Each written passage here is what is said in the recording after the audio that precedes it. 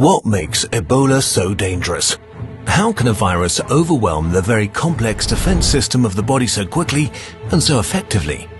Let's take a look at what Ebola does.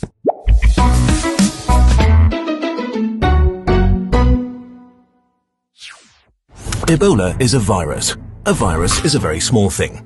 A bit of RNA or DNA and a few proteins in a hull.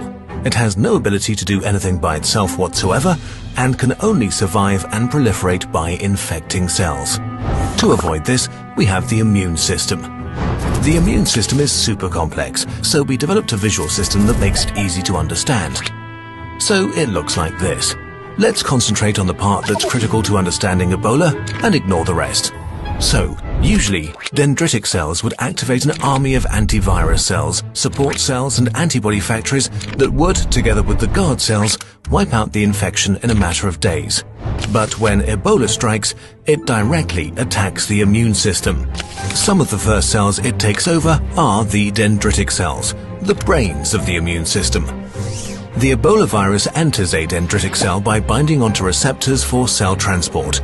Once it's inside, it dissolves its outer hull and releases its genetic material, nuclear proteins and enzymes. In a nutshell, it takes over the cell, disables the cell's protective mechanisms and reprograms it. The cell now becomes a virus production machine and uses its resources to build Ebola viruses. Once the cell is saturated, it dissolves the cell membrane and millions of viruses are released into the tissue. The virus not only prevents the dendritic cell from activating the specialized antivirus forces, it manipulates it into sending signal proteins that trick the specialized cells into ending their own lives prematurely. So the immune system is seriously disrupted and unable to react, while the virus rapidly multiplies. We're talking billions. There are cells that should deal with infected cells, the natural killer cells. But they also get infected and just die before they can prevent the disease from spreading. At the same time, Ebola infects the guard cells of the body, macrophages and monocytes. Not only managing to circumvent their defenses, it also manipulates them to signal to the cells that make up the blood vessels, telling them to release fluids into the body. Usually this makes sense, but in this case, it just causes mayhem. All over the body, neutrophils are activated, awoken by the virus and the macrophages' signals. They're not very effective against viruses and should not be involved in this fight and begin to do lots of stuff they shouldn't do. The neutrophils signal the blood vessels to release more fluid, causing internal bleeding.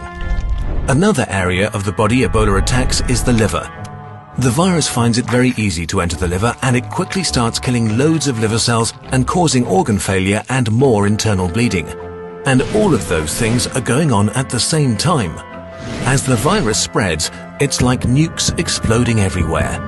One incident of this in one region would be problem enough, but now it's starting to happen everywhere at once. All the mechanisms the immune system has evolved to handle infections work against you, and the virus continues to spread and finally begins to infect more and more body cells while the body desperately struggles to stay alive. In a desperate last effort to turn the tide, the immune system launches a cytokine storm. A cytokine storm is an SOS signal that causes the immune system to launch all of its weapons, all at once, in a desperate kamikaze attack. This hurts the virus, but leaves behind tons of collateral damage, especially in the blood vessels. Paradoxically, the healthier the immune system, the more damage it can do to itself. More and more fluid leaves the bloodstream. Blood pours out of every opening of the body. You become seriously dehydrated. There's just not enough blood left to supply the organs with oxygen, and cells begin to die. If you reach this point, the chance of you dying is very high. Currently, 6 out of 10 infected die from Ebola.